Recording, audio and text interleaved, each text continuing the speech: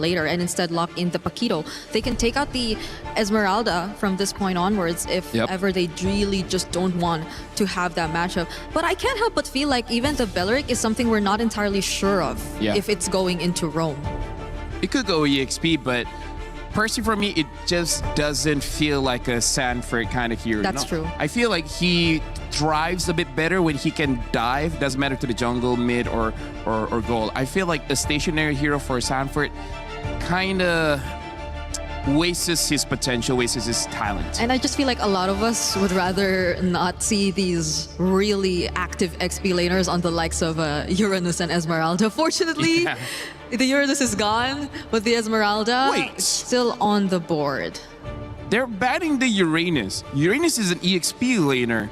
Paquito is known as an EXP laner. So does this mean this Paquito is a flex? It could go to the gold or to the jungle? Honestly, if you're up against Aurora, I don't know anymore. Hey, you know what? Big Brain Midnight. Big Brain Man Midnight. BBMM. Big Brain Man Midnight. Okay. He's trying, man. Okay, he's trying. The rule is never to do math live on broadcast, and that was close. I mean, you don't have to be smart to be an analyst. You just have to be confident. Oh, okay. Even the board taken out. Yeah, that's interesting. Why the Uranus fan of all bans here? I feel like it could go to the jungle. So you think a Paquito jungle was... Or gold. Oh, right. Gold might be because the way that they're not banning out the Esmeralda... Yeah. Might they consider having them both on their side? Because does Liquid sense a possibility that that might be the plan? Horse's sense is tingling, maybe. I don't know. I don't know if it's worth it to ban the Esmeralda. It's not like Esmeralda... Actually, no. Esmeralda could still do good against Liquid's lineup here. It must be so difficult to draft against a team like Aurora. It makes you overthink. And have you overthink Esmeralda ban? Okay. They're on the same page here, Brig.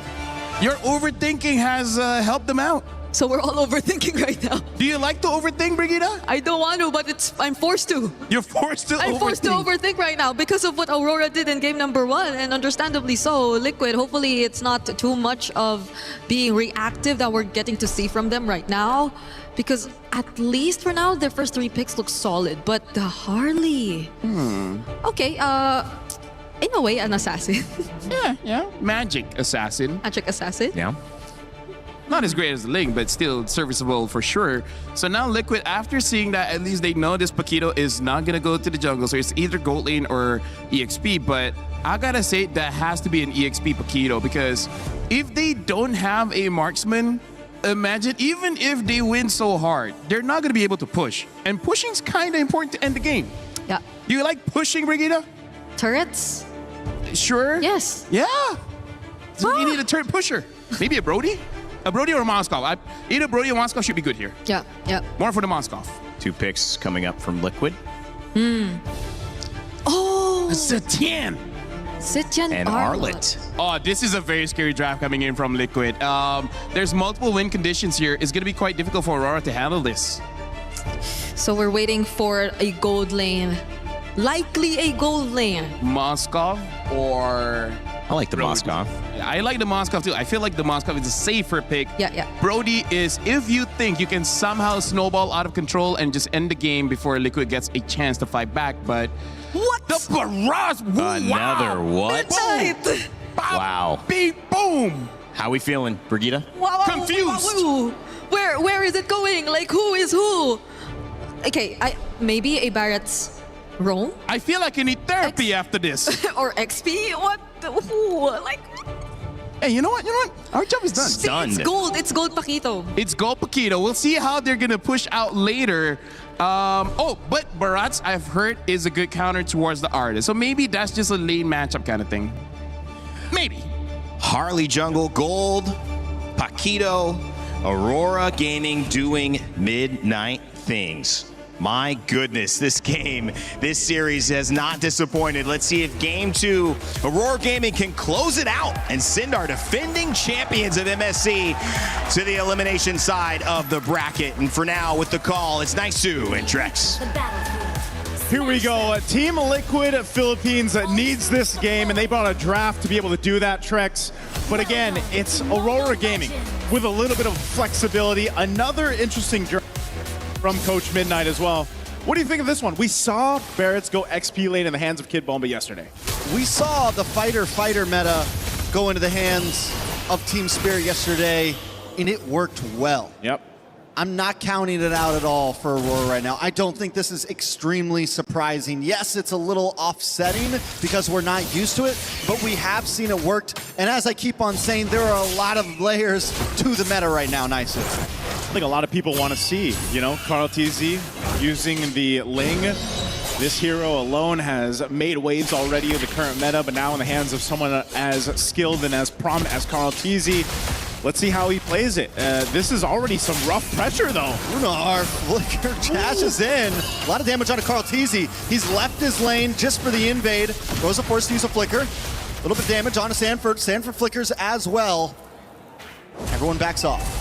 You see how much is needed to go ahead and protect that early pressure in the jungle, even when the changes here. Now they're going for purple. Look at the pressure. The stun lands. JP goes down. Pagu gets it. Aurora just not giving up. They're not giving up, man. They're also going to take more. Take another camp here. TNZ is pretty relentless right now against Carl TZ, and this is one of the things you kind of expect to happen when you pick a hero like the Ling. We've seen it in the likes of even previously in our previous match where you go in the opposing Ling's jungle, you put pressure there, you take what you can, you slow him down. And so for Team Liquid, they have to go ahead and supplement that. They have to support Carl TZ. He's not really in shape to take this first turtle, but if somehow Team Liquid Philippines can secure it, that kind of stopped the bleeding a little bit here. But look at this, the lockdown again. Another stun lands on a JP. JP is going to take a second death within 2 minutes and 15 seconds. Aurora Gaming with over 1,000 gold lead, and they haven't even taken the first turtle yet. Trex, this is what we're seeing here is just the amount of front line that this lineup has that is just helping TNZ with all the space. They continue on. The grab and nab, the pull back. Sanford gonna try to vengeance through. Re-engages. JP unable to do anything, but Sanford still falls. Maybe staying a little too long. Yeah, maybe he should have just disengaged there. I'm not sure if what the move was there, but still it's Aurora building up on that lead, continuing to put pressure on all sides of the map. And this whole time, again, Sigiboom has just been able to go ahead and farm up on this gold lane Paquito. You know he's gonna hurt when he starts showing up to these fights, and so far, when that next turtle comes up, it's gonna be really dangerous here. They continue to try to delay Carl TZ. He needs these buffs. He needs to be able to go ahead and catch up. He's 2 levels down right now against TNZ. Sanford once again taking a lot of damage. Deadly Magic unable to get the finish. But Aurora everywhere right now, and the Bratz is looking clean. It's bulky. Lunar continues to land those stuns. Yeah. Continues to get those pushbacks. Again, this is just really a smart drafting, but then just excellent execution right now from Aurora Gaming. From game 1 now to game 2, they have stopped the Stampede in its tracks, essentially. Now for Team Liquid, if they want to get back into this game, they need to start making some plays happen here. But the question is, Trex, where do you do that when your jungle's this far behind? You have a Zetian who essentially is able to go ahead and give you some vision, get that little minor stun in. But if you're choosing these fights that you can't win, it's going to further delay you. So I think, again, they find themselves in this situation of game 1 where it's like, do we wait a little bit here? Do we try to scale up into this game? Lunar is going to go back to base here. And I think, yeah, Team Liquid at this point, they kind of have to. You got to look for Teddy to get some gold. Luckily, he hasn't gone down. Carl TZ as well hasn't taken a death. He's lost a purple buff early on in the game. It's why they didn't try to contest on that last turtle. They know that they're a bit behind right now. Not even just a bit, it's almost 3K gold. Will they even try to fight for turtle number 2, honestly? With that retribution, doesn't look like that's going to be the case. So this turtle will go in the hands of Aurora. Right now, it seems like the call is, yeah, just wait, but hold on, Teddy could be in trouble. Luckily, JP is here to keep him secure. Turtle's locked in, though. It's secured. Where's Pagu gonna go? This is the best thing that Carl can do, though. Push that bottom side, get some extra gold, but there's a fight. Not just a fight, a big fight. A nice Wrath of Dryad onto 3 members of Aurora. Sanji able to get the kill, but look at the fatal links. And look at the damage. Sanford trying to vengeance through, able to find one. Another. Sanford picking it up and will eventually drop a double kill before taken out by Sigiboom. Well, this is happening, though. Carl TZ taking a purple buff of his own. They're trying to even the playing field. Hey, Trex, as bad as things were, at least it wasn't worse here. That was a great Fatal Link setup. as we look at, well, we got a chance to look at the replay here. Look at the Fatal Links after that setup. This could have been way worse, but again, some maneuvering here, some finesse from TL keeps them from getting decimated here under that tier 2 turret. And it also, mind you, allows Carlteasy once again to get what he can, takes a buff, because he's got to play the catch-up game here. They need to be able to get just ready for that first Lord once it comes up. I wouldn't be surprised if we see them give up the next turtle too. Just again, give that call, do what they can, because they're losing real estate as well on the map, as now some of the tier 1s are falling. Yeah, they have to start looking for some pressure on the map. I will say this.